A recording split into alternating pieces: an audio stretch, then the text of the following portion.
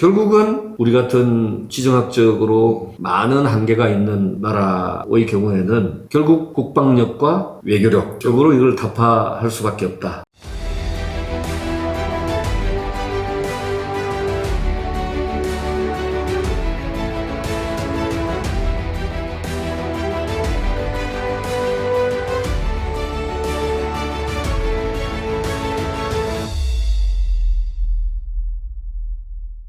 이사님 안녕하세요. 안녕하십니까. 예. 지난 또 일주일이 훌쩍 지나서 예. 또 이렇게 뵙게 됩니다. 자주 뵈서 반갑습니다. 잘 지내셨죠? 네네. 오늘은 지난번에 이어서 사실 이제 명나라가 임진왜란이 일어나고 난 다음에 무려 한 7개월이나 지나서 우리를 도와주러 이제 왔는데 명나라의 진짜 속내가 무엇인지 이제 궁금한 생각이 들었고, 지난번 이사장님 설명으로 사실 명나라가 여러 가지 조선을 의심했던 측면들, 명나라 자체 내에 여러 가지 또 국가적인 상황들, 이런 것들 때문에 늦게 참전을 해서 도와주긴 했습니다만은, 제가 생각할 때는 진짜 그 명나라가 우리를 어떻게 생각하고 있는지, 그 이후에도 보면은 우리 노량 해전 때도 진린 장군이 와가지고 같이 전쟁을 하면서도 실제로 또 일본 쪽하고 또 내통을 해서 일본 수군들이 또 이렇게 무사히 빠져나갈 수 있도록 그런 또 뇌물도 받고 그렇게 하지 않았습니까? 여러 가지 정황들로 봤을 때 지금 종합적으로 임진왜란 7년을 놓고 봤을 때 도대체 명나라는 우리를 어떻게 생각했는지, 진짜 속내가 무엇인지, 거기에 대해서 궁금하고 이사님 말씀을 좀 듣고 싶습니다. 첫째는 그 당시의 명나라라고 하는 것이 지금의 중국하고는 많이 다르다. 우선 국세를 보더라도 지금의 중국은 뭐 미국과 지금 G2로서 범지구적인 자웅을 길러하는 나라지 않습니까? 그 당시 명나라가 물론 동양에서의 최대 큰 나라이긴 하지만은, 그러나 그 규모가 지금의 중국보다 훨씬 영토 면에서도 작고 인구도 물론 그만큼 작고 국세가 약했던 거죠. 동쪽에 있는 우리 조선은 사실상 참 착한 나라이고, 그래서 자기네 나라를 괴롭힐 소지가 없지만은 서쪽으로 가면은 티베트, 투르크족 이런 민족들, 남쪽으로 가면은 남만이라고 그래가지고 베트남인이 뭐니 하는 싸나운 민족들, 또 북쪽에는 몽골족들,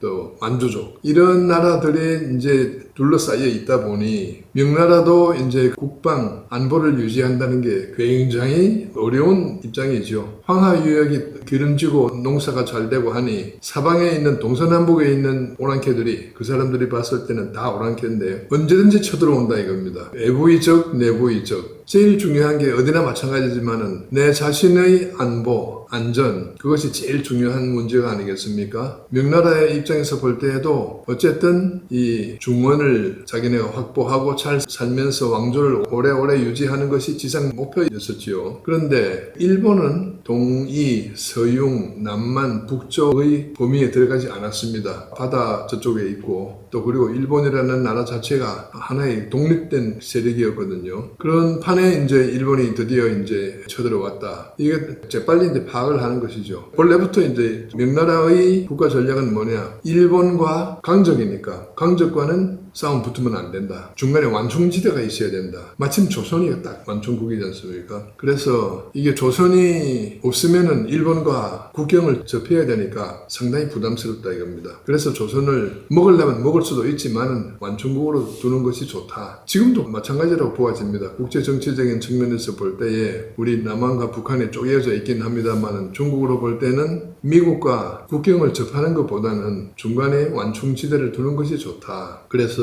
너무 크게 해도 안 되지만은 없어도 안 되는 그러한 관계를 유지하는 것이 아마 근본 목표가 아니었나라고 생각이 됩니다. 군사 전략상으로도 그렇고 정치 외교 전략상으로 봐도 그렇게 생각하는 것이 이제 타당하다고 저는 그렇게 생각을 하는데요. 그러니까 이제 임진왜란이 일어났다. 일본군이 쳐들어온다. 일본군이 쳐들어오는 최종 목적지가 어디냐? 조선만 먹고 싹 들어갈 거냐? 아니다 이거죠. 여러 가지 상황을 봤을 때 저놈들은 조선은 하나의 그 디딤돌로 해가지고 우리 명나라 베이징을 향해서 지금 쳐들어오려고 하는 것이다. 그러니 저걸 반드시 막아야 된다. 그런데 어느 선에서 막아야 할 거냐? 우리 입장에서 보면 정답이 그냥 대군을 몰고 와가지고 이 한반도는 물론이고 부산 앞바닥 밀어서 일본 본토까지 쫓아가가지고 대마도니 뭐니 일본 본토까지 부숴뜨는 것이 그것이 제일 큰 바람이다 라고 생각을 하겠죠. 있죠. 그러나 명나라 입장에서는 일본과 싸워가지고 별로 승산이 없다. 이길지 질지도 모르고 이긴다 하더라도 아주 상처를 많이 받을 것이다 해가지고 가급적이면 일본과 싸우지 않고 어떻게 원만하게 타협을 하는 길이 없을까. 그렇다고 하면은 어느 선까지 싸울 것이냐. 전투를 하다 보니까 이제 일본도 도요토미 히데요시도 야 초장에는 아주 일사천리로 나갔는데 이거 북경까지 진격하는 것은 쉬운 일이 아니로구나. 일단 더 준비를 할 때까지 조선을 반으로 쪼개가지고 8도 중에서 4개 도만 한량을 받고 그리고 숨 좀 돌린 다음에 힘을 기르어가지고 다시 제2차 진격을 하자라고 생각했던 것 같습니다. 따라서 명나라 입장에서도 그렇다면은 어떻게 이제 타협을 할 것인가, 일본이 바라는 대로 할 것인가, 아니면은 조선의 희망도 고려해야 될 것인가. 근데 이 당시에는 불행하게도 조선이 워낙 국력이 약하다 보니까 조선은 이 강화회담에서 아예 빠져버렸습니다. 빠져버리고 일본과 둘이서 야 조선 반도를 반씩 나눠 먹자 하는 의견도 나왔고, 그렇게 되면 어떻게 되냐면은 명나라 입장에서 볼 때는 결국 일본하고 국경을 맞닿게 되죠. 그러면은 안 된다. 일본에게 대륙의 거점을 줘서는 안 된다. 그런데 또 일본을 싹 밀어가지고 남해 바다 쪽으로 밀어붙이려고 하니 힘은 없고, 그렇다고 하면은 조선을 반으로 쪼개는데 우리는 조선을 먹을 수도 있지만은 다 먹지는 않고 그냥 조선을 컨트롤만 할 수 있으면 되니까 남쪽 4개 도는 일본에게 주고 또 북쪽 4개 도는 조선에게 주고, 그리고 우리는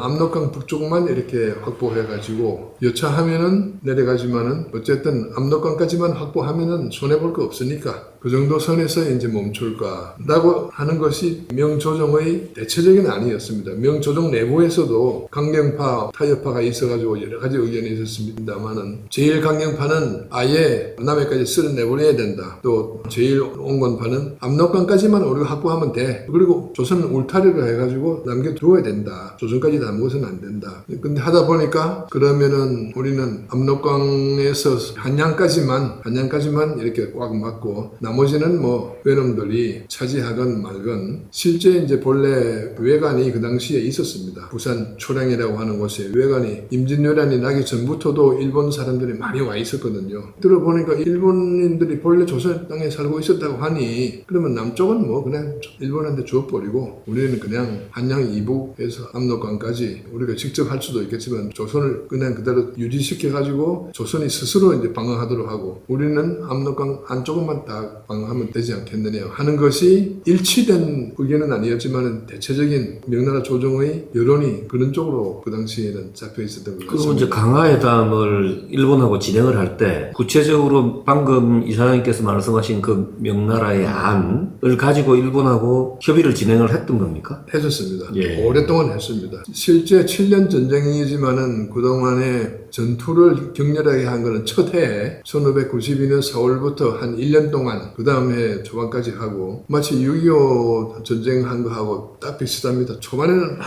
싸우다가 야 만만치 않다. 그래가지고 우리도 미, 중 또 뭐 하여튼 간에 강화회담을 했지 않습니까? 제일 치열한 전투는 1년을 했고 그 다음에는 강화회담 하는데 그게 포로 교환이다 뭐다 뭐 이렇게 밀고 당기고 하면서 3년을 했는데 그 당시에는 모든 것이 완만하게 진행되다 보니까 전투는 1년 하고 그 다음에 밀고 당기기 강화회담을 한 3, 4년 하고 그게 이제 틀어지다 보니까 정유재단이 나가지고 또 한 1년 동안 싸움하고 7년 중에서 죽자사자 싸운 거는 한 2년 정도이고 나머지는 땅을 줄래 안 줄래 이런 식으로 밀고 당기고 하는 그게 한 4, 5년 차지했었죠. 그러니까 참 지정학적인 게 참 중요하다는 생각이 드는데 현 시점에서 보더라도 예나 지금이나 한반도는 이 중국 그 다음에 밑에서 일본 뭐 이런 나라들 틈새에서 그렇게 순환을 당했고 지금 현재는 뭐 중국 그 다음에 러시아 그 다음에 물론 미국이 이제 우리를 지원을 해주고 뭐 일본도 이제 받쳐주는 상황이긴 하지만 참 우리가 우리의 소위 그 주권을 우리의 국력으로 자주국방을 하고 그 다음에 우리가 외교를 통해서 소신껏 판단하고 이렇게 할 수 없는 측면들이 있지 않습니까? 그런 부분들이 참 지금도 마음이 좀 안타깝고 그런 아쉬운 마음이 참 많이 드네요. 예나 지금이나. 예, 자주국방 능력이 없다 보니까 아무리 강한 적이 있어도 자주국방 능력이 있으면은 문제가 안 되는데 네. 자주국방 능력이 없는데 이게 조그만 사슴 한 마리가 있는데 여기 호랑이가 있고 사자가 있고 곰이